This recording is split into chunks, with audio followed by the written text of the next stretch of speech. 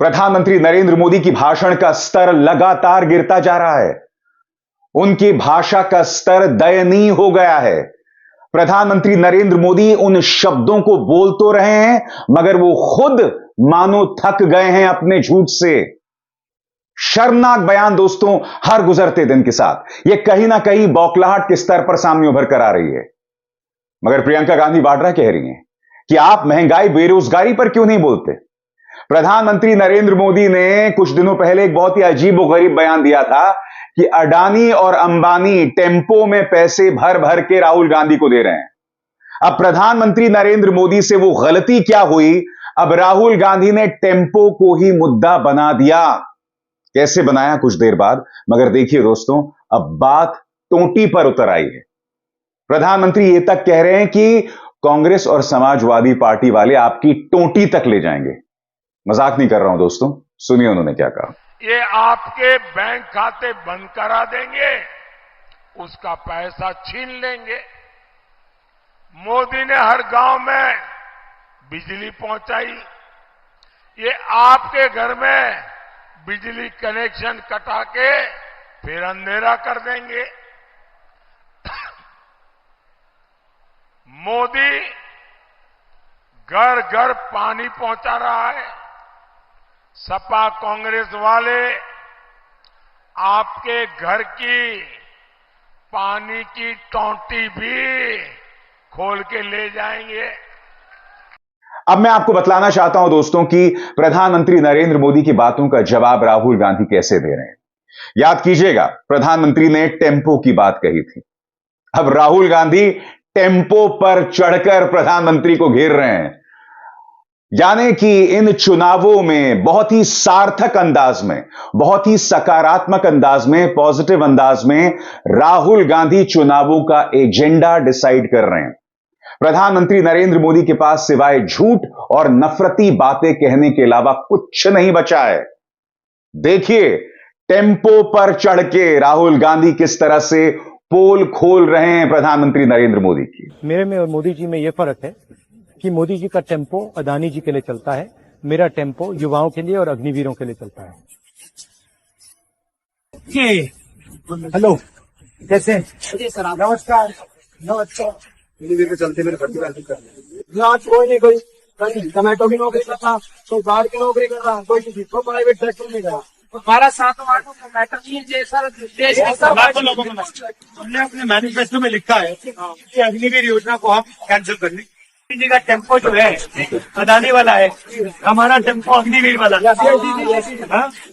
हमारा टेम्पो अग्निवीर का है। उसके सब टेम्पो भर भर के घर में जाते हैं, हमारे टेम्पो भर भर के गाँव के लिए जाते हैं। ये अग्निवीरों का है, ये देश के उन सभी नौजवानों का है, उन सभी माओ का है, उन सभी भाइयों का है। मैं कहता हूँ कि आज राहुल जी, आज आपके साथ देश का एक एक अग्निवीर आपके साथ खड़ा है। और प्रधानमंत्री, रामलला को ताला लगाया जाएगा, ये लोग श्री राम से चिढ़ते हैं। चुनाव आयोग ने कल ही भारतीय जनता पार्टी को कहा कि आपके पार्टी के नेता हिंदू मुस्लिम ना करें, नफरती बयान ना दें। हालांकि बैलेंस बिठाने के लिए उन्होंने कांग्रेस को भी नसीहत दे डाली कि आप संविधान की बात ना करें, अग्निवीर योजना की बात ना करें। इन दोनों में कोई तालमेल है क्या? प्रधानमंत्री खुलकर नफरती बातें कर रहे हैं। सुनिए, राम मंदिर पर बाबरी ताला, क्या प्रधानमंत्री को यह सब कहना शोभा देता है? सुनिए क्या कह रहे हैं। कांग्रेस के शाहजादे तो राम मंदिर पर सुप्रीम कोर्ट का फैसला, जिसके कारण राम मंदिर बना है, वो फैसला पलटना चाहते हैं। ये राम मंदिर पर बाबरी ताला लगाने का सपना देख रहे हैं। और यही नहीं, विपक्ष श्री राम से चिढ़ता है। प्रधानमंत्री कुछ तो मर्यादा बनाकर रखिए, या आपको हो क्या गया है? और आप एक चीज पर नोटिस करेंगे दोस्तों, प्रधानमंत्री ये तमाम बातें तो कह रहे हैं, मगर उनकी आवाज जो है ना, वो मानो पूरी तरह से थक गई है। वो ये बात दिल से नहीं कह रहे हैं। जनता में भी उन्हें प्रतिक्रिया नहीं मिल रही है, क्योंकि जनता भी जान रही है, जो उन्हें सुन रही है, कि वो जो बातें कर रहे हैं उसका हकीकत से कोई नाता नहीं है। सुनिए वो क्या कह रहे हैं। लेकिन ये इंडी वालों को राम मंदिर और राम से परेशानी है।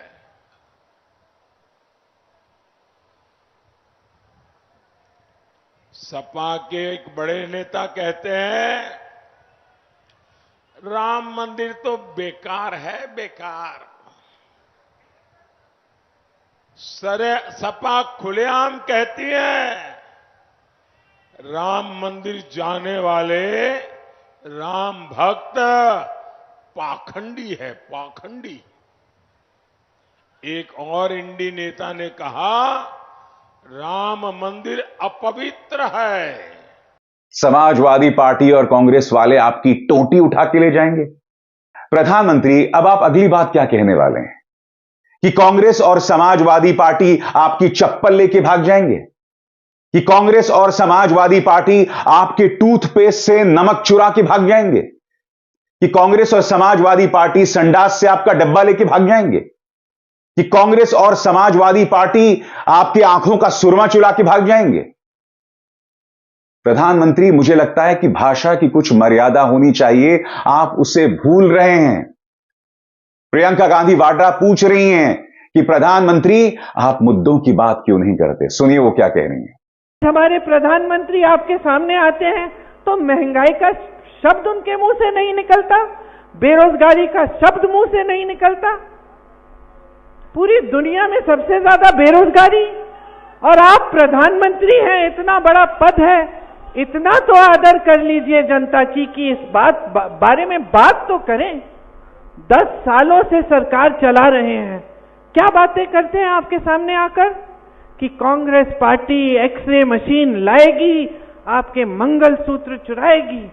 गुजरात में तो इन्होंने कह दिया कि अगर आपके 2 भैंस हैं तो कांग्रेस पार्टी आपकी 1 भैंस चुरा लेगी। तो जहां जहां मैं जाती हूं बहनों, जहां जहां मैं जाती हूं मैं कहती हूं अपनी भैंस बांध दो, मैं आ गई हूं। वो अलग बात है कि अगर मुझे खींचनी पड़े तो खींचे आएगी भी नहीं मेरे साथ।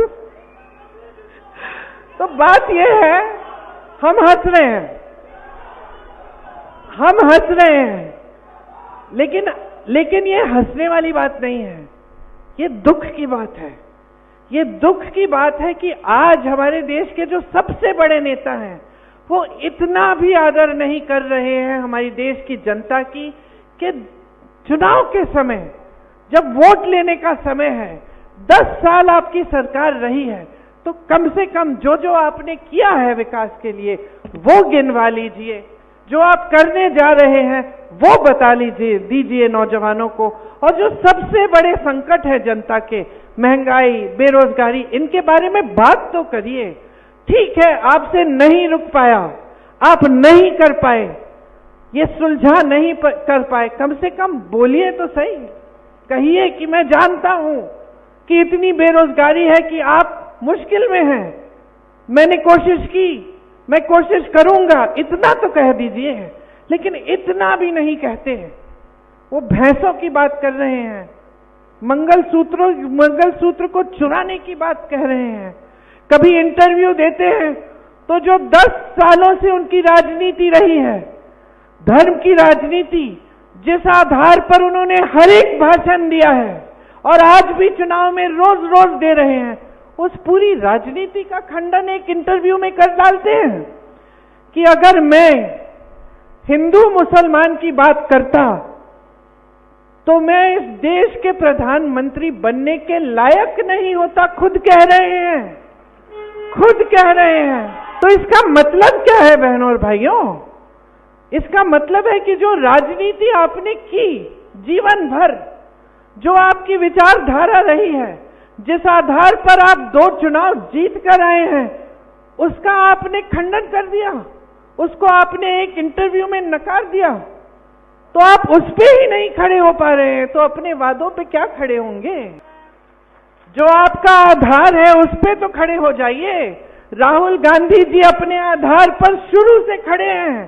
4000 किलोमीटर की यात्रा पैदल कन्याकुमारी से कश्मीर तक करते हैं, मणिपुर से मुंबई तक 4000 किलोमीटर और करते हैं, क्योंकि वो अपने आधार पर खड़े हैं, वो इस देश की लोकतंत्र को मानते हैं, वो इस देश के संविधान के लिए कुछ भी कर डालेंगे इसको बचाने के लिए। और वो पहचानते हैं कि लोकतंत्र में जनता सर्वोपरि है, जनता को झूठ नहीं बोला जाता। और अगर जनता को झूठ बोलेगा कोई नेता तो लोकतंत्र उसे सबक सिखाए। मैं प्रधानमंत्री से एक सवाल पूछना चाहता हूं। उनका एक बयान समाजवादी पार्टी पर हमला कहते हुए आपके सामने। समाजवादी पार्टी वाले बेशर्मी से कहते थे कि लड़के हैं, लड़कों से गलती हो जाती है। आज समाजवादी पार्टी के लड़के जरा गलती करके दिखाएं, योगी जी की सरकार उनका वो हाल करेगी जो वो सोचे भी नहीं होंगे। ये जो लड़के हैं, गलती हो जाती है, ये बयान किसने दिया था प्रधानमंत्री? ये बयान दिया था मुलायम सिंह यादव ने। एक निहायत ही शर्मनाक बयान। और मैं नहीं भूला हूं कि जब यह बयान दिया गया था तो मैंने भी उसकी आलोचना की थी। मगर मैं आपसे एक सवाल पूछना चाहता हूं। एक तरफ मुलायम सिंह यादव ने एक बयान दिया, मगर फिर मोदी सरकार ने उन्हें पद्म पुरस्कार क्यों दिया? भाई, अगर मुलायम सिंह यादव इतनी गैर जिम्मेदाराना बात कर रहे थे तो आपने उन्हें सम्मानित क्यों किया? बताइए। क्योंकि आपका और आपका प्रचार तंत्र तो यह भी कहता था ना कि मुलायम सिंह यादव ने राम भक्तों पर गोलियां चलाई। मगर प्रधानमंत्री, मुझे बताइए, आप अपनी चुनावी सभा में मुलायम सिंह यादव की तारीफ क्यों कर रहे थे? आपने उन्हें पद्म पुरस्कार क्यों दिया? आप जानते ही क्यों दिया? क्योंकि प्रधानमंत्री, ना आपके मन में राम भक्तों के लिए कोई जगह है और ना आपको महिला अस्मिता से कुछ लेना देना है। आपका मकसद सिर्फ वोटों के सहारे राजनीति करनी है। आपको यह लग रहा है कि मुलायम सिंह यादव जी को पद्म पुरस्कार देके मुझे यादव वोट मिल जाएंगे, इसीलिए आपने उन्हें पद्म पुरस्कार दे दिया। इसीलिए आपने एक चुनावी सभा में 5 मिनट तक मुलायम सिंह यादव की तारीफ की थी। तो इस तरह की बातें मत कीजिए। कांग्रेस सवाल पूछ रही है कि मुद्दे पर आइए प्रधानमंत्री। अब बात टोटी तक आ गई। राम मंदिर पर आप अनर्गल बयान दे रहे हैं। सुनिए सुप्रिया सुनेत क्या कह रही हैं। आपके मंगल सूत्र और भैंस से आगे बढ़कर आज नरेंद्र मोदी जी ने कहा कि जब इंडिया वाले आएंगे तो वो आपके बैंक के खाते बंद करके आपका पैसा ले लेंगे। वो कह रहे हैं कि जब इंडिया वाले आएंगे तो वो बिजली कनेक्शन कटाकर अंधेरा कर देंगे। नरेंद्र मोदी जी का कहना है कि जब इंडिया वाले आएंगे तो वो आपके नल की टोटी हटा देंगे। ये क्या हो गया है मोदी जी को? और यकीन जानिए, मुझे मोदी जी की वाकई चिंता होने लगी है, क्योंकि ये हार की हताशा से बहुत आगे बढ़ चुकी हुई समस्या है। समस्या ने विकराल रूप धारण कर लिया है। क्योंकि अब सवाल ये उठता है कि वो अगली बात क्या कहेंगे। क्या वो कहेंगे कि जब इंडिया वाले आएंगे तो आपके बच्चों के टिफिन में से एक सैंडविच ले लेंगे?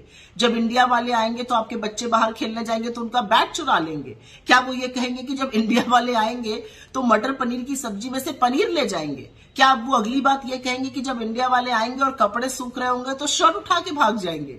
क्या वो शायद ये भी कह सकते हैं कि जब इंडिया वाले आएंगे तो घर के बाहर पड़ा हुआ दूध का पैकेट और अखबार लेकर चले जाएंगे?